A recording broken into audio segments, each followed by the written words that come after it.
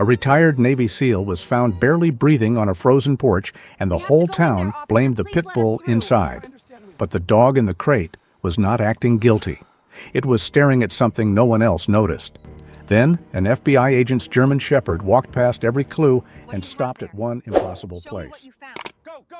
If you believe God can uncover what humans miss, leave amen.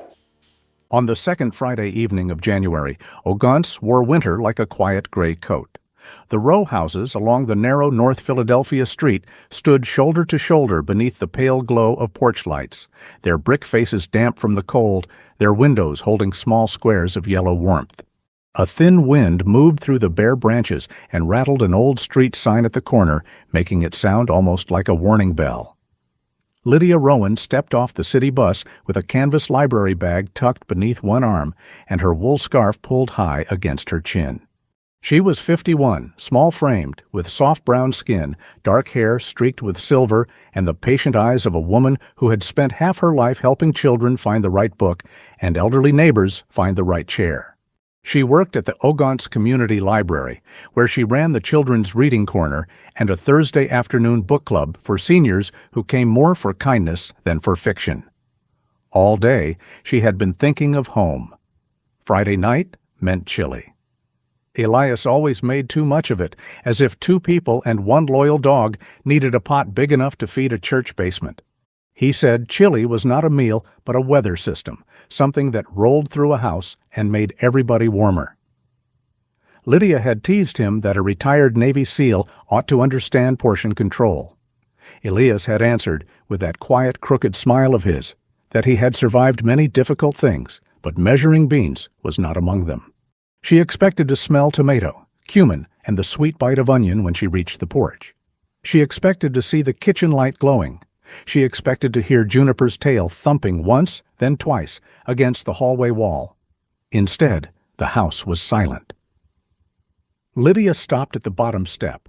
The porch bulb flickered above the door, turning the wooden boards silver, then dull, then silver again. At first, her mind refused to understand the shape near the threshold. It made a softer story for her, the way frightened minds sometimes do. A coat had fallen. A bag had tipped over. Elias had dropped something and gone inside. Then the wind moved the edge of his jacket, and Lydia saw his hand. Elias? The name came out small, almost embarrassed to disturb the cold. She climbed the steps too quickly and dropped beside him. Elias Rowan, 38 years old, tall and solid even in weakness, lay on his side near the front door. His short, dark brown hair was damp with winter mist, his jaw carried the rough shadow of a beard, and the old line of pain around his mouth had deepened. His left leg, the one that never fully obeyed him after the mission that ended his SEAL career, was twisted awkwardly beneath him. His face was pale, his breathing thin and uneven, but he was alive. Lydia pressed trembling fingers to his cheek. He had always been the steady one, the man who checked the locks twice, fed every hungry creature once, and pretended his old injuries were merely weather reports written in his bones.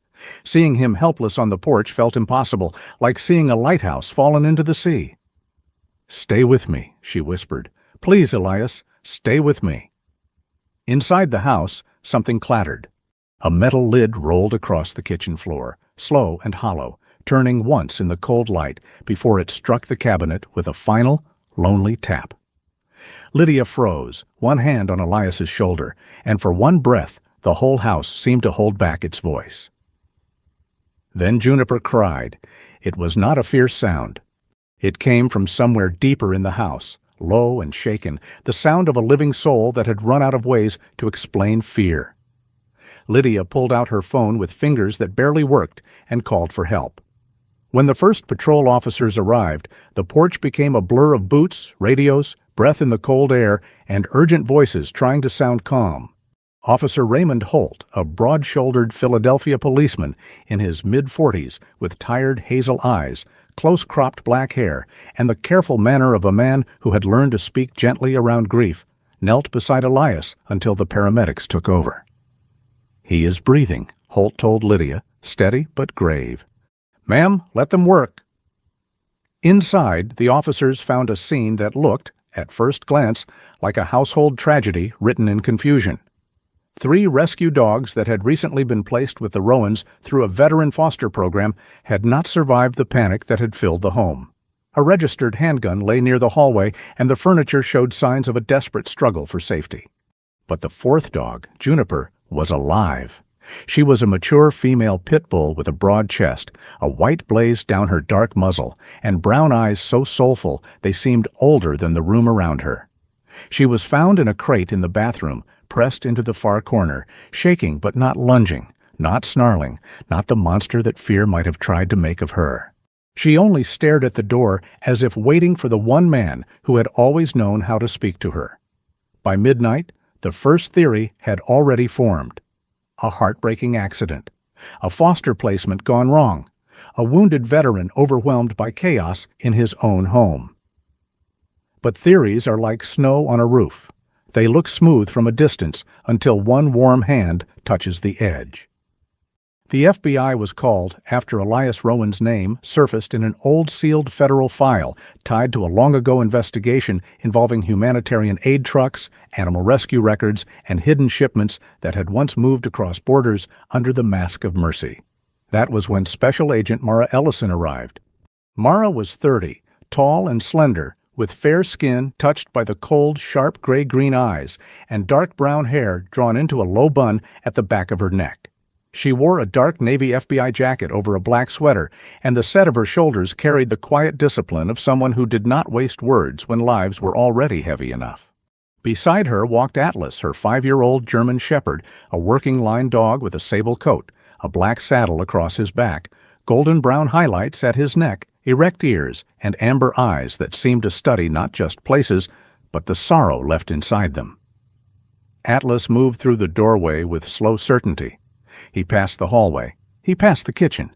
He did not pull toward the handgun. He did not fix on the broken furniture. Instead, he turned toward the bathroom and lowered himself in front of Juniper's crate. Mara watched him carefully. Atlas had worked enough scenes to know danger, panic, and threat. But now his body softened. His ears tipped forward. He placed his chin near the tile, leaving space between himself and the trembling dog. Juniper blinked, once, then again. Something silent passed between them, not magic, not words, but the old language of animals who knew fear before people named it. "She is not what they think," Mara said quietly. Officer Holt looked at her. "You can tell that from the dog?" "No," Mara answered, eyes still on Atlas. "But he is telling me where to look first." At Einstein Medical Center, a physician later explained that Elias's condition was more complicated than fear alone. He had suffered an acute rhythm crisis, severe exhaustion, smoke exposure from an incident the night before near Pulaski Highway, and a stress response tied to old service injuries. He was young, yes, only 38, but some wounds were not measured by age. Some followed a man home and sat in his chest like winter. Before the sedatives pulled him fully under, Elias opened his eyes for one brief, broken moment. Lydia leaned close, crying without sound. Mara stood at the foot of the bed, while Atlas waited in the hall, still as a guardian carved from shadow and gold. Elias's lips moved. His voice was almost gone. "Pulaski," he breathed. "Mercy. White door." Then he slipped beneath the dark water of sleep. Hours later, Mara stood in the Rowan kitchen. The house was cold now. The pot of chili sat unfinished on the stove, chopped onions drying on the cutting board, a wooden spoon resting beside an unopened can of beans. Lydia's library bag lay on a chair. Elias's old jacket hung across the back of another, as if he might return any minute and complain that someone had let the chili wait too long.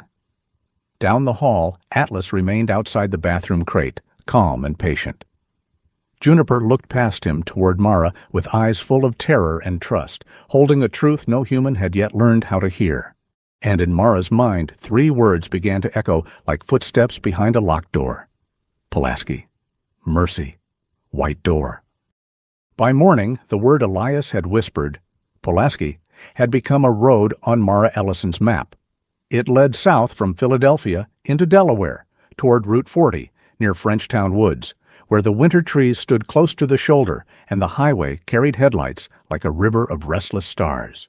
The report was dated January 1st, 2026, 11:36 p.m., only one night before Lydia had found her husband on the porch. A young driver had lost control, struck a tree, and been pulled from the burning vehicle by an unidentified passerby before emergency crews arrived. The rescuer had left before anyone could thank him. To most people, that would have been the end of a small miracle. To Mara, it was the beginning of a question. She drove to Newcastle County with Atlas in the back seat, the German shepherd watching the road through the rain-flecked window with the solemn patience of a monk guarding an old gate. The January sky was the color of brushed tin, and the wind had a bitter edge that slipped through every seam of the world.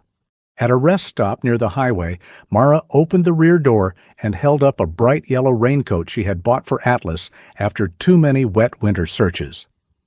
Atlas looked at the coat, then looked at Mara, his amber eyes full of dignified protest. "You have faced worse than rain, partner," Mara said. Atlas did not move. For several seconds, the great sable dog stood as still as a statue carved in insulted honor. Mara almost smiled, and in a case already crowded with fear, that tiny smile felt like a match struck in a cave. The crash site sat just beyond a curve near the dark line of Frenchtown Woods. By daylight, there was little drama left. A scarred tree, blackened grass, splintered bark. Small pieces of glass glittering in the roadside gravel like frozen tears. But Mara had worked enough scenes to understand that daylight was often a poor witness. It cleaned the terror from places too quickly. She crouched near the shoulder while Atlas moved slowly along the edge of the road, his nose low, his ears forward, searching through layers of rain, rubber, smoke, and cold mud. The fire crews had done their work. Traffic had resumed. Yet some part of the night remained. Noah Bell was waiting at a small county office not far away, wrapped in an oversized gray hoodie, his left wrist bandaged and his face still pale from the shock of survival. He was 22, thin and long-limbed, with sandy blonde hair that refused to lie flat and blue eyes made older by one terrible night. He studied engineering at a community college and repaired bicycles at a shop on weekends where, according to the deputy who brought him in, he could rebuild a gear system with prayer, patience, and 3 tools nobody else could identify. Noah had the nervous politeness of a young man who had been raised to say thank you even when his world had tilted sideways. His fingers kept worrying the edge of his sleeve. "I remember the heat first," Noah said, looking down at the table. "Then the glass, then someone yelling at me to stay awake." He swallowed. I could not see his face clearly. There was smoke everywhere. But I remember his hand. Mara waited. She had learned long ago that silence could be kinder than questions. "It was shaking," Noah continued, "but it still pulled me out. That is what I keep thinking about. Whoever he was hurt too. He moved like every step cost him something. But he came back for me anyway." Mara placed a photograph of Elias on the table. It had been taken from Lydia's mantel, showing him in a flannel shirt beside a raised garden bed, one hand resting on Juniper's head. Noah stared at it. His mouth opened slightly, and the color left his face again. "That is him," he whispered. "That is the man." The reason Elias had been on Pulaski Highway was not chance. Noah had arranged to meet him at a closed-service pull-off nearby. His mother, Caroline Bell, had passed away months earlier after a long illness. She had been a careful woman with narrow shoulders, warm brown eyes, and a habit of keeping receipts in labeled envelopes as if order itself could protect the people she loved. For years, she had worked as a bookkeeper for Harbor Light Mercy Foundation. Before her final hospital stay, she left Noah a note in a blue folder. "If something does not make sense, find Elias Rowan. He knows where the old road begins." Noah had not understood. Not then. He only knew his mother had been frightened by numbers that did not belong where they were, payments hidden beneath rescue fees, transportation costs tied to animals that seemed to appear twice in different states, and donors whose names changed, but whose accounts led back to the same shadows. She had saved copies on a USB drive. Noah had called Elias 2 days before New Year's. They had agreed to meet quietly. But before Noah reached the pull-off, a black SUV began following him. A truck rushed past the county office window, and its tires hissed over wet pavement with the sudden sound of flames breathing. Noah flinched so hard his chair scraped the floor. For one suspended second, the room went still, and Mara saw the highway return in his eyes. "It came up behind me," Noah said, voice thinner now. "No headlights at first, then too close. I moved over. It moved with me. I thought maybe it was some impatient driver, but then it stayed there. When I looked in the mirror, I saw a dark shape, big grille, tinted windows. After the curve, I do not remember much." "Where is the USB now?" Mara asked gently. Noah closed his eyes. "I had it in my jacket pocket. After the crash, the jacket was gone. The hospital gave me back a bag of things, but not that." Mara did not like the shape forming in her mind. If Noah's call had been monitored, then someone inside or near Harbor Light knew he was going to Elias. The crash had not needed to be perfect. It only needed to stop a nervous young man long enough for the evidence to vanish. Elias, driving behind by a few minutes, had changed the ending. He had pulled Noah from the car, and in doing so, he had announced to the wrong people that he was still willing to stand in their way. The burned jacket was stored with Noah's recovered belongings. Mara brought Atlas in only after receiving permission, keeping the search precise and controlled. The German shepherd sniffed the fabric once, then again, slower. His body changed in a way Mara knew well. Not alarm, not excitement, but recognition. Atlas touched his nose to a scorched cuff and then turned toward Mara. She had smelled smoke. He had found something beneath it. A faint trace of veterinary antiseptic, clean and sharp, the same strange scent present on the old collar Elias had been clutching at Metairie. By late afternoon, Mara obtained footage from a gas station several miles before the crash site. The owner, Mr. Darnell Price, was a lean man in his 60s with silver hair, a neat mustache, and the tired kindness of someone who had served coffee to truckers through too many winter nights. He apologized for the poor camera angle, explaining that sleet had blurred the rear lot lens. The video showed Noah's small car stopping for gas. Minutes later, a black SUV rolled into the far edge of the frame. Its rear window carried a sticker, partly covered by mud.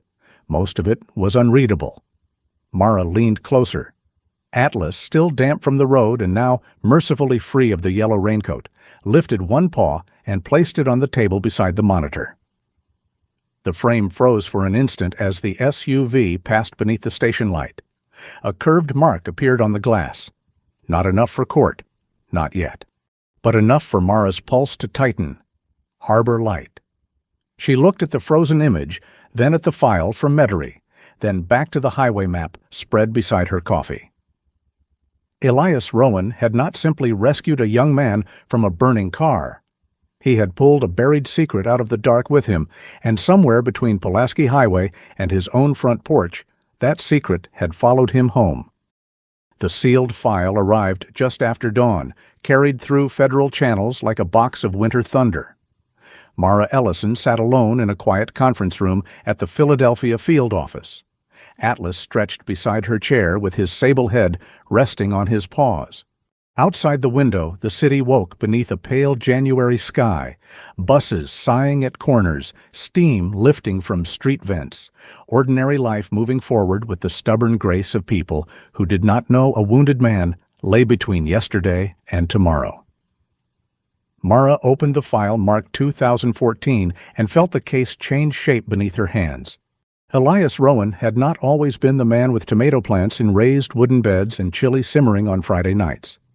At 26, he had been part of a Navy SEAL team assigned to support a federal investigation into a humanitarian network that had gone rotten at the root.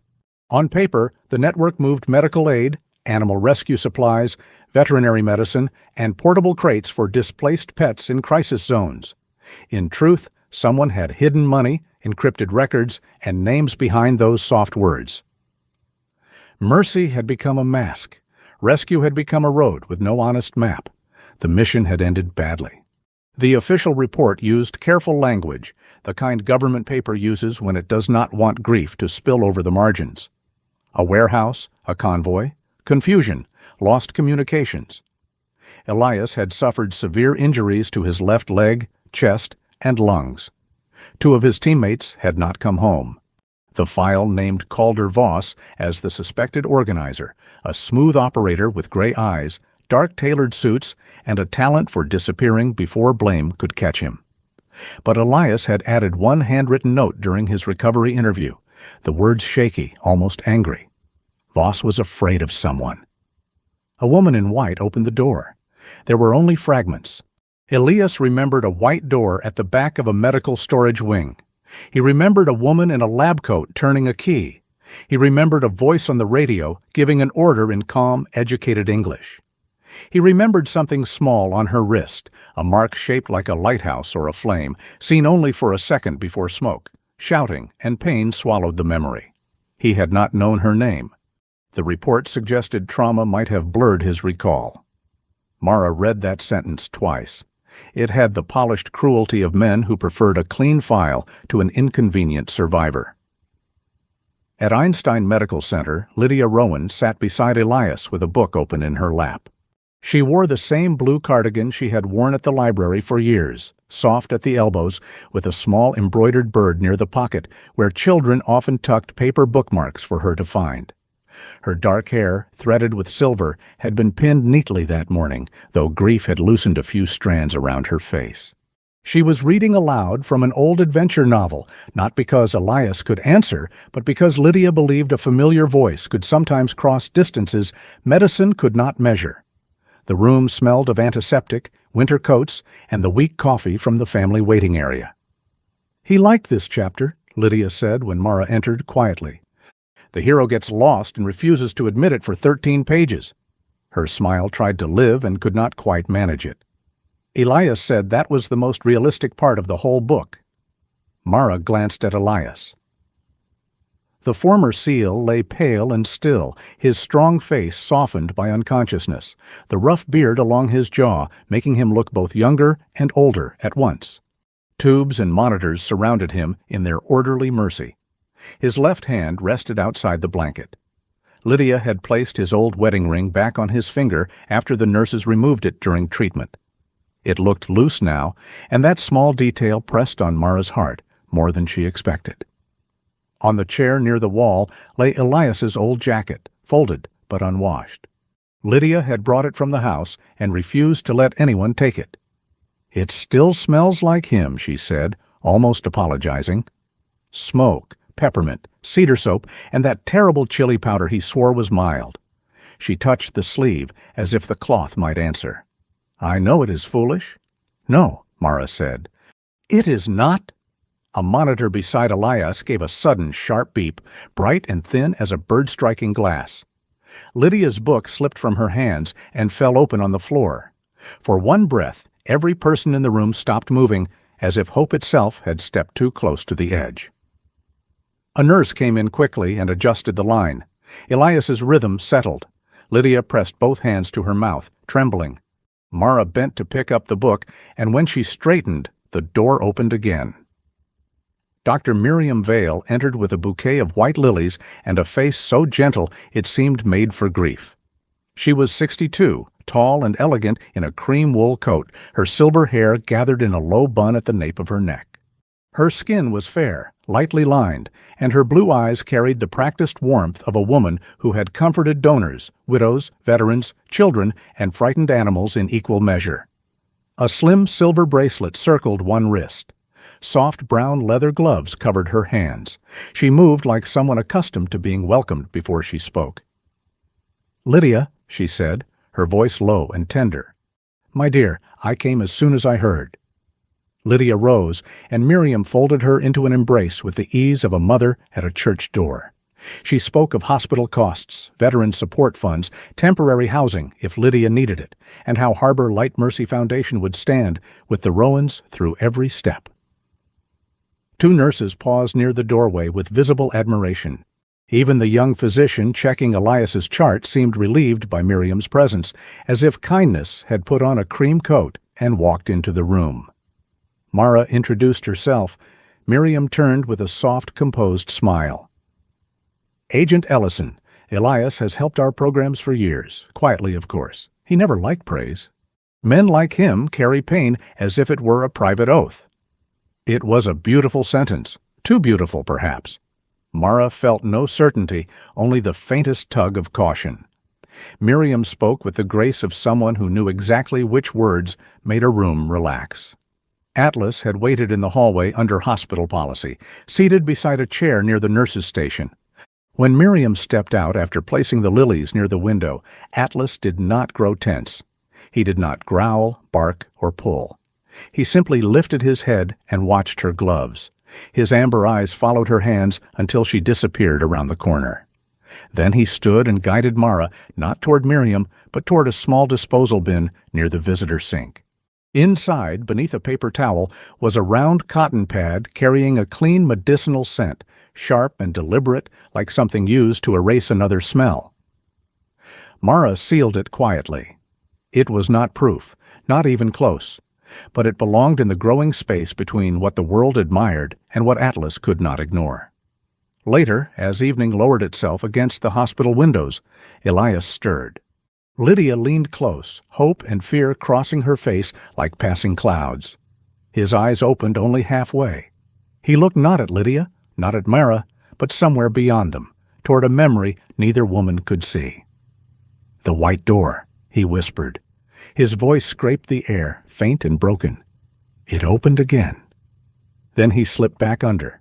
Mara stood outside the room minutes later as a local news camera caught Miriam Vale holding Lydia's hands, promising support in a voice warm enough to make strangers believe in goodness again. Atlas sat beside Mara, still as a carved guardian, his gaze fixed on the brown leather gloves folded beneath Miriam's arm. For the first time, Mara wondered whether perfect kindness could sometimes be less like sunlight and more like a curtain, thick enough to hide a door no one was meant to open. Havenbrook looked like the kind of northern town people painted on Christmas tins long after Christmas had gone. It sat near the wide, cold brightness of Lake Erie, with pine trees along the ridge, white church steeples above the rooftops, and a small square where shop windows glowed amber against the pale snow. By the time Mara Ellison and Atlas arrived, the morning sun had broken through the clouds, laying clean light across the sidewalks as if the whole town had nothing to hide. That was the first thing Mara distrusted. Places that looked too peaceful often kept their secrets folded neatly behind curtains. Harbor Light Mercy Foundation stood on a gentle hill outside town, a handsome property with white fencing, cedar-sided kennels, a small veterinary clinic, and a blue sign painted with a lighthouse and a paw print. The air smelled of pine, disinfectant, and warm straw. Volunteers in matching fleece jackets carried bowls, blankets, clipboards, and cheerful smiles. There were photographs on the walls of elderly women holding tiny dogs, veterans walking beside gentle companions, and children reading picture books with therapy animals curled at their feet. Dr. Miriam Vale's name appeared everywhere, but always softly, never shouting. Founder, sponsor, friend. The more Mara looked, the more she understood why people loved her. Miriam had not built a mask from lies alone. She had built it from real kindness, polished until nobody could see what stood behind it. Before visiting the foundation, Mara stopped at Maple Bell Diner on Main Street. The diner had red vinyl booths, fogged windows, and a bell above the door that rang like a small domestic blessing. Behind the counter stood Dottie Mae Harlan, 68, round-faced and lively, with silver curls pinned under a blue headband and a flowered apron tied around her waist. Her hands were quick, her voice quicker, and her heart, Mara suspected, much softer than her opinions. Dottie poured coffee before asking questions, which in Havenbrook seemed to count as hospitality and interrogation at once. "You're here about Elias Rowan," Dottie said, setting a mug in front of Mara. Poor man, always quiet, always polite, walked like his leg was arguing with the rest of him, but he still held doors for old ladies who could outrun him if they had to. Mara glanced toward the window, where Atlas sat outside beneath the awning, refusing to look at the folded yellow raincoat in her hand. "And Dr. Vale?" Dottie's expression warmed immediately. "Miriam? That woman is the reason half this town still believes good folks exist. She paid for Mrs. Albright's surgery after her husband passed. She funded the reading dogs at the library.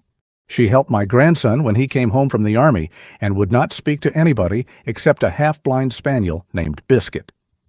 Dottie leaned closer, lowering her voice. If you are looking for darkness, honey, do not look at Miriam Vale. Look at Deputy Pike. That man has been sweating through winter like July found him guilty. Deputy Warren Pike was not difficult to find. He arrived at Harbor Light just after noon in a county cruiser, stepping out with the heavy impatience of a man who did not enjoy questions unless he was asking them. Pike was 46, broad through the shoulders, with a thick brown beard, flushed cheeks, and small gray eyes that moved too fast. His uniform was neat, but his temper wore wrinkles all over him. A former high school football hero, according to Dottie, Pike had never fully adjusted to a world where people stopped cheering when he entered a room. He greeted Mara with a stiff nod and avoided looking at Atlas. I already gave Philadelphia what I had, Pike said. Foster transport records, intake logs, camera requests. This was a tragic placement issue, not some federal storm. Then you will not mind answering again, Mara said. He minded. That much was clear. He stumbled over dates, claimed 2 cameras had failed during the week of Elias's foster placement, and could not explain why his office had approved transport paperwork after normal hours. He admitted arguing with Elias several days before the Metairie incident, but insisted it was veteran pride and dog-handling opinions. Nothing more. It was enough to make any investigator circle his name in red. Yet Atlas only sniffed Pike's boots once, sneezed as if offended by cheap polish, and turned his attention toward the old kennels behind the clinic. From somewhere inside the clinic came a sharp metallic clang, a bowl striking tile, bright as a bell in an empty chapel. Juniper, standing beside Dr. Celia Hartwell at the threshold, folded herself backward as if the sound had become a wall. For a moment, no one moved. Even the snow beyond the window seemed to pause. Dr. Celia Hartwell lowered the bowl gently with both hands. She was 44, pale from long nights and too much fluorescent light, with copper-red hair twisted into a loose knot, clear green eyes, and the blunt manner of someone who preferred animals because they did not pretend. She ran an independent veterinary practice 2 towns over and had agreed to evaluate Juniper away from police noise. "Easy, girl," Celia murmured. "Nobody is asking you to be brave all at once." Juniper stood trembling near the doorway, her dark muzzle marked by the white blaze Mara remembered, her brown eyes fixed on the strip of floor between one room and the next. She did not pull, snap, or bare her teeth. She simply could not cross. Atlas stepped forward, then stopped several feet away. He did not crowd her. He lowered himself onto the floor, chin down, amber eyes soft, making his large body small by patience alone. Juniper blinked at him. Her pause shifted. 1 inch, then another. It was not a breakthrough anyone would photograph for a brochure, but to Mara it felt holier than half the words painted on Harbor Light's walls. Celia handed Mara the original behavior reports. "These 3 foster dogs sent to the Rowans were not listed correctly," she said quietly. "The public files say stable, veteran-compatible, low-stress placement approved. The source notes say controlled environment recommended, limited household exposure, advanced handling only." Someone changed the reports. "Someone with access," Celia said. "And someone who knew exactly which words would make a veteran foster program approve them." That made the shape of the Metairie incident darker, but also clearer. The goal had likely not been open disaster. Too messy, too uncertain. A foster placement failure, however, could create confusion, overwhelm Elias, pull attention away from missing evidence, and give someone time to enter the house under the cover of emergency response and paperwork. But Elias had resisted. He had locked Juniper away, perhaps to protect her, perhaps to protect what she carried. The plan had slipped from control, as cruel plans often did when they mistook living beings for tools. In the foundation office, Mara found donation ledgers from years earlier. Most entries were clean, even generous. Real surgeries, real food drives, real therapy programs. Then, buried beneath a scanned archive from late 2014, she found a large restricted donation routed through an international aid trust. The initials on the authorization line were only MV, not a name, not proof. But another small stone on the path toward the white door. Late in the afternoon, Atlas returned to the old rear storage building, ignoring Pike, the volunteers, and the polished clinic entrance. He nosed along stacked hay, paused, and began scraping gently at the clean straw beside a loose board. Mara knelt and lifted it. Beneath lay a metal box, cold and dull, hidden where no visitor tour would ever look. Inside were old dog collars, dozens of them, their microchips removed. One collar had a narrow hidden slit in the lining, nearly identical to the one Elias had clutched on his porch. Mara held it in her gloved hand as the winter light faded behind Harbor Light's perfect white fences. The Foundation had saved animals. That part was true. But it had also hidden something inside the language of mercy. And now Atlas had found the first small door.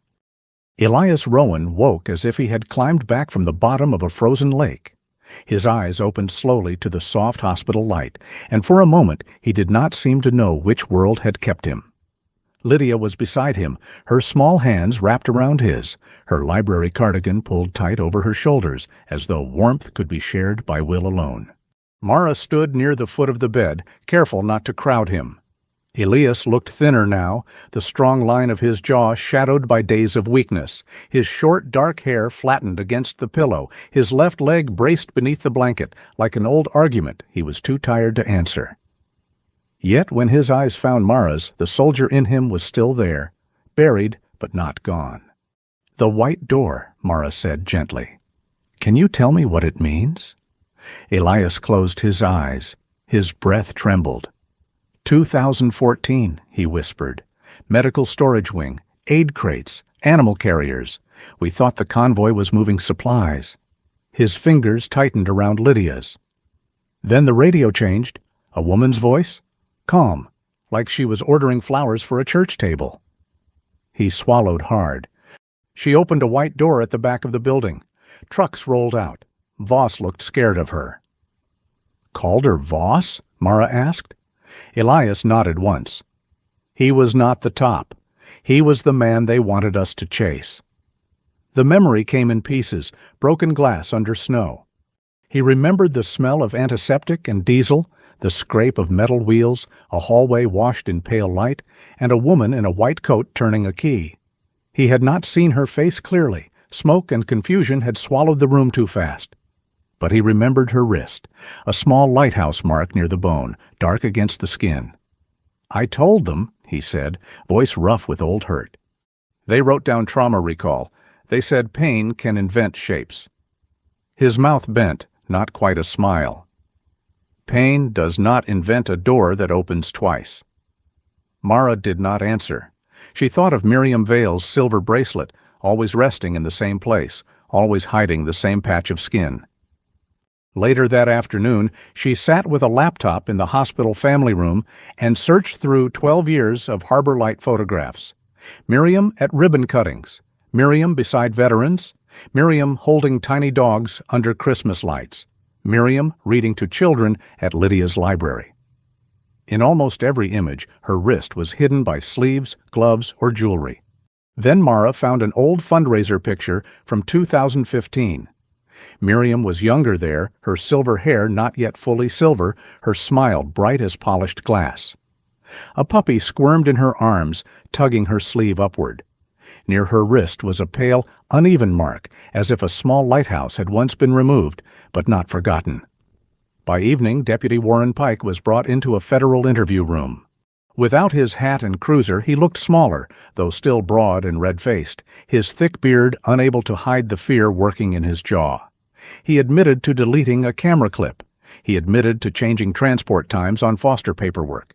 He admitted to accepting money routed through a Harbor Light consultant. But every confession stopped at the edge of a larger name. "Who gave the order?" Mara asked. Pike stared at the table. "A lawyer called.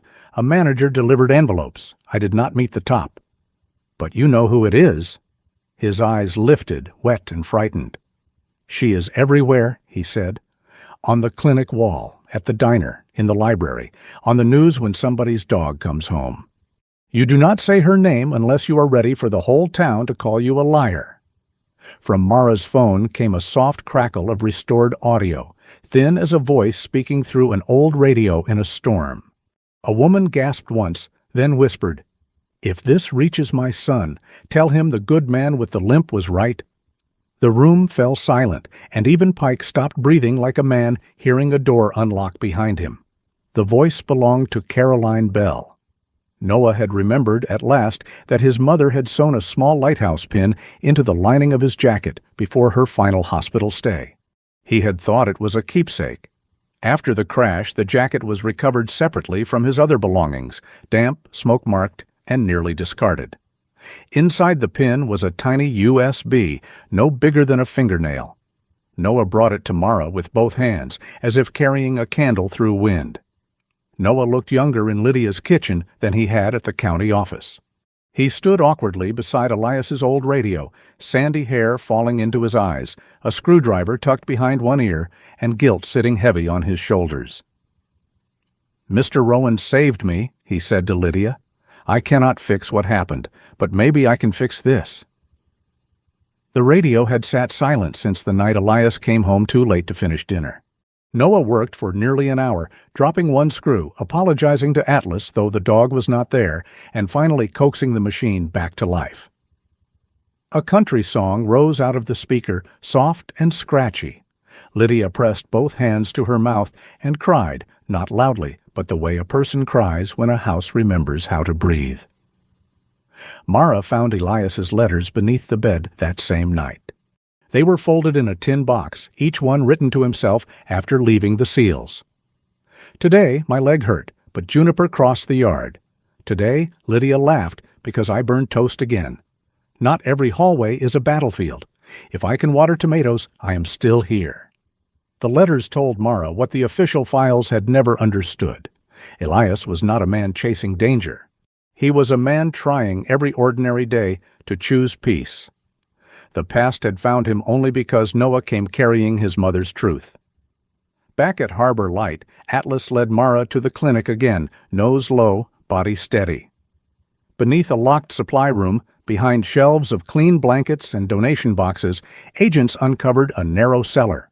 Inside were hollow collars, false microchip records, veterinary compounds used to mask scent, modified transport logs, and a list of veterans connected to the 2014 operation. Elias Rowan's name had been circled in red. Juniper gave them the final small key. In Celia Hartwell's quiet exam room, Mara repeated the old phrase Lydia said Elias used with the dog. "Easy road, June." Juniper froze, then stepped toward her worn bed. With careful pause, she nosed at the seam of the padded lining until Celia found a flat access card tucked inside. It was not the main evidence. It was the door key. The lighthouse USB was the room behind it. When Mara opened Caroline Bell's final recording, the truth walked out without disguise. Caroline's voice shook, but her words did not. Calder Voss had been paid to be the face of the old network. The real power belonged to the woman who understood both medicine and mercy, who knew how to move crates, files, donations, animals, and people under one shining banner. "If Noah finds Elias," Caroline said, "tell them the name is Miriam Vale." That night, Harbor Light's winter fundraiser filled the Havenbrook Hall with white flowers, warm lights, children in Sunday shoes, elderly couples holding programs, and therapy dogs lying calmly beside the stage. Miriam Vale stepped forward in a cream dress, her silver hair pinned low, her bracelet shining beneath the spotlight. The crowd rose for her before she said a word. Mara stood at the back with Atlas. In her earpiece, Caroline Bell's last sentence played again. "The name is Miriam Vale." On the screen behind Miriam, rescued dogs blinked beneath golden music. On the stage, the town's angel smiled and began speaking about mercy, second chances, and the sacred duty to protect the voiceless. Atlas did not bark. He did not move. He simply looked at her, still and solemn, like judgment waiting for the final bell. Snow fell over Havenbrook with the softness of a blessing no one had earned yet. Outside the town hall, pine branches bent beneath a thin white veil, and the windows glowed gold against the winter dark. Inside, Harbor Light Mercy Foundation's winter fundraiser looked like a scene from a Christmas card tucked away too late in January. There were white flowers on every table, framed photographs of rescued dogs along the walls, elderly couples holding paper programs, children in polished shoes whispering beside therapy animals, and a piano playing softly near the stage. At the center of it all stood Dr.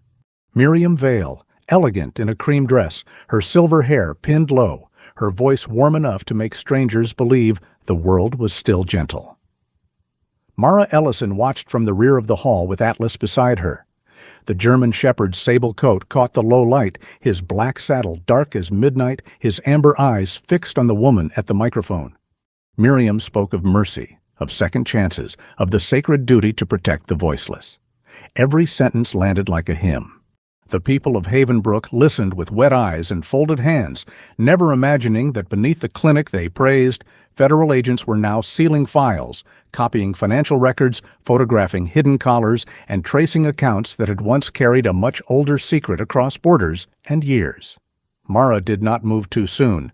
Justice, she knew, had to walk on firm ground. While Miriam held the town's attention, the FBI team finished its search of the office, clinic, storage cellar, and digital accounts.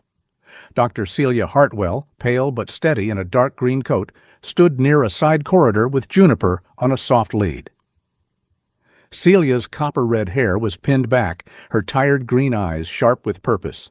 Beside her, Noah Bell shifted from foot to foot, sandy hair falling over his brow, hands tucked into the sleeves of his gray sweater. He looked nervous, still young enough to seem surprised by his own courage. But he stayed. Across the room, Lydia Rowan sat beside Elias, who had insisted on coming despite the weakness in his body. Elias wore a dark jacket over a clean shirt, his face still lean from recovery, his beard trimmed short, his left leg braced beneath the chair. Lydia kept one hand over his, as if anchoring him not to the case, but to life. The evidence now told a single story. Noah had been followed because he carried the USB his mother had hidden. Elias had met him on Pulaski Highway and pulled him from the burning car before the night could close around him. After that, Elias had been targeted at home. The 3 foster dogs sent through Harbor Light had been placed under altered records, not as villains, but as living beings pushed into the wrong setting by human hands. Juniper had been kept apart because Elias trusted her and because she held the access key that made Caroline Bell's USB usable. Deputy Pike had changed camera records and transport paperwork, but he had only been a fearful gatekeeper. Harbor Light was the polished face of the network Elias had crossed in 2014. Miriam Vale was the woman behind the white door. A sudden burst of applause cracked through the hall like ice splitting across a frozen lake. Miriam smiled and lifted one gloved hand to her heart. For one suspended second, Mara saw the whole town rise for her, and felt the ache of knowing how deeply a beautiful lie could be loved. Then Miriam's smile faltered. A message flashed across the tablet on the podium. Perhaps it was a warning from an office line gone silent, or a signal from a staff member who had seen federal badges in the clinic. Her eyes moved once toward the side exit. It was small, almost invisible, but Mara saw it. So did Atlas. Miriam stepped away from the microphone while the applause still covered the silence she left behind. She moved through the side curtain with graceful control, her cream dress brushing the dark wood floor. In the corridor behind the stage, the music became muffled, and the warmth of the hall thinned into the cooler air of service doors and stacked chairs. She reached the rear exit and stopped. Atlas stood in front of it. He did not bare his teeth. He did not make a sound. He simply stood there, large, calm, and immovable, his amber eyes steady on her gloved hands. Miriam's face remained composed, but something beneath it tightened. For the first time, her kindness had nowhere to stand. "Miriam Vale," Mara said behind her, "you need to come with us." Juniper appeared beside Celia at the far end of the corridor. The pit bull's body lowered at the sight of Miriam, her soulful brown eyes filling with a memory no report could fully translate. She did not lunge. She did not cry out. She only gave one low, trembling sound and stepped back into Celia's legs. Elias, supported by Lydia and Noah, watched from the doorway. His voice was weak but clear. "That is her," he said. The voice, the wrist, the white door. Miriam looked at him then, and for a heartbeat the angel of Havenbrook disappeared. What remained was not fury, but calculation, cold and old. The silver bracelet had slipped slightly down her wrist. Beneath it, pale and nearly erased, was the ghost of a lighthouse mark. Mara read the warrant. Federal agents moved in quietly. The arrest happened in the corridor, not beneath the stage lights, not for spectacle, but for the law. The people in the hall learned the truth later, first in whispers, then in stunned silence, then in the heavy sorrow of a town discovering that a trusted hand had pointed them toward darkness while calling it mercy. Months passed before Havenbrook felt like itself again, and even then it was not the same. It was humbler, perhaps wiser. Rowan Mercy Fund began in a small room behind Lydia's library, not with cameras but with folding chairs, coffee, and honest paperwork. Lydia, Celia, and Noah built it carefully. Transparent adoption records, safe foster checks, support for seniors with companion animals, and guidance for veterans who needed healing without being used. Elias served only as an honorary advisor at first. His body was still learning its way back, one breath, one step, one morning at a time. Noah kept repairing bicycles and volunteering after class. Dottie Mae Harlan hosted free breakfasts at Maple Bell Diner for real volunteers, declaring that pancakes were the official food of Rebuilding Trust. No one argued with her. At the Ogans Library, Lydia opened a reading program called Mercy Reads. Children sat cross-legged on bright rugs while older neighbors read aloud, and gentle dogs slept beside them like furry promises. Lydia said she would not let false kindness bury the true kind. Elias came home slowly. The old radio played again in the kitchen. Chili returned on Friday nights. Behind the house, he planted tomatoes in raised wooden boxes and joked that it was a garden for a soldier who disliked bowing to the ground. Juniper came home too. On a bright northern morning, Mara visited the Rowans with Atlas. The porch had been repaired. Sunlight warmed the boards where fear had once waited. Juniper stood inside the doorway, uncertain, her paws stiff at the threshold. Atlas walked ahead, then stopped in the yard and turned back. No one pulled her. No one rushed her. Lydia held her breath. Elias leaned on his cane, eyes shining. Juniper lowered her head, stepped once, paused, then crossed into the light. Mara stood on the porch as Atlas settled beside Juniper in the sun. Elias watered the young tomato plants, weak but smiling. Near the kitchen window hung Juniper's old collar beside the lighthouse pin, no longer evidence, but a quiet altar to the truth that had found its way home. Mara looked at Atlas and understood that justice did not always begin with a confession or a file. Sometimes it began with a dog who stopped before a trembling soul and waited for the human heart to become brave enough to listen. In the end, this story reminds us that truth may be delayed, but it is never truly buried. A kind heart may be overlooked for a season. A wounded soul may be misunderstood. A frightened animal may be judged before anyone takes the time to listen. But somewhere in the quiet places of life, God is still working. He can use a loyal dog, a trembling witness, a broken road, a small act of courage, or even an unfinished pot of chili to lead light back into a dark room. Elias did not become a hero because he was strong. He became a hero because, even while carrying pain of his own, he still reached for someone else. Mara did not find justice because the path was easy. She found it because she paid attention to the details others ignored. And Atlas reminded everyone that animals are not just creatures who live beside us. Sometimes they are guardians of memory, comforters in sorrow, and quiet messengers of grace.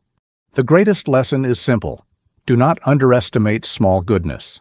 A gentle word, a rescued animal, a meal prepared with love, a hand offered in danger, or a moment of patience with a frightened soul can echo farther than we may ever know. In daily life, we may not stand in courtrooms or chase hidden crimes, but we all meet someone who needs mercy. It may be an aging neighbor, a tired veteran, a lonely child, a grieving friend, or an animal waiting for kindness behind a fence. Let this story be a reminder to live with softer eyes and braver hearts. Protect the innocent. Speak for those who cannot speak. Treat animals with care, patience, and respect because they feel fear, trust, loyalty, and love in ways deeper than words.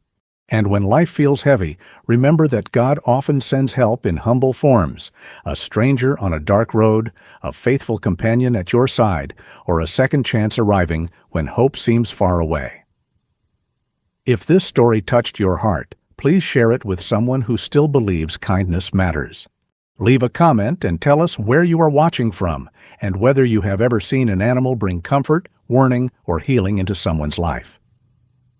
Subscribe to the channel for more stories of faith, courage, loyalty, and the quiet miracles that still happen among ordinary people. May God bless you, your family, and every loyal animal who has ever made a home feel less lonely. May He guide your steps, protect your heart, and help you become a light for someone who is still waiting in the dark.